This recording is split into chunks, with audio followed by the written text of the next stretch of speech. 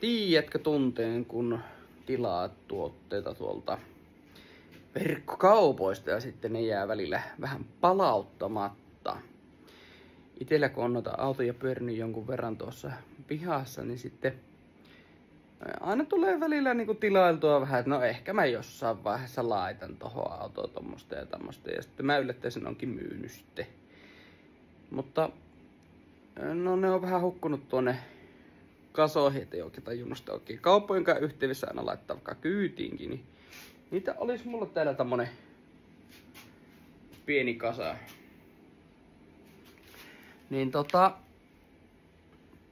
käykääs mun oikealla nimellä tuolta tori.fiistä katsomassa, eli Tiihonen Lauri.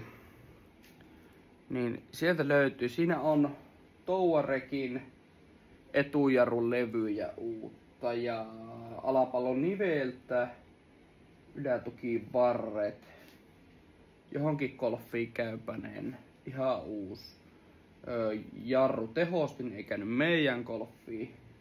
Tosiaan nämä on ihan uusia paketeissa. Sitten siellä on Superbin lämpö,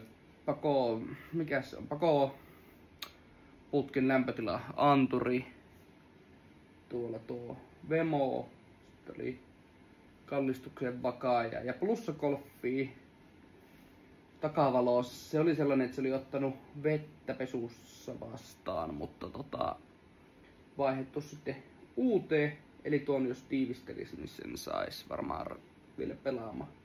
Hinnat on vähintäänkin semmosia, että tavarat pois nurkista, niin käykääs kattelee. Mä laitan vaikka tähän vielä pienen semmosen näyttövideon, mitä sieltä löytyy. Juu, eli tässäpä näitä näkyy. Eli tommonen takavelo 10.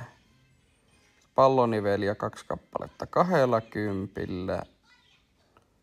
Mitäs muuta siellä on? No, öljysuodattimetkin, niin voi niitä laittaa sitten kaupan tekijäisenä esimerkiksi, mitä tuossa näkyy.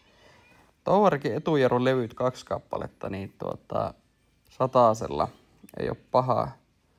Superbin DPF pakokaasun lämpötila anturi 55 ekua.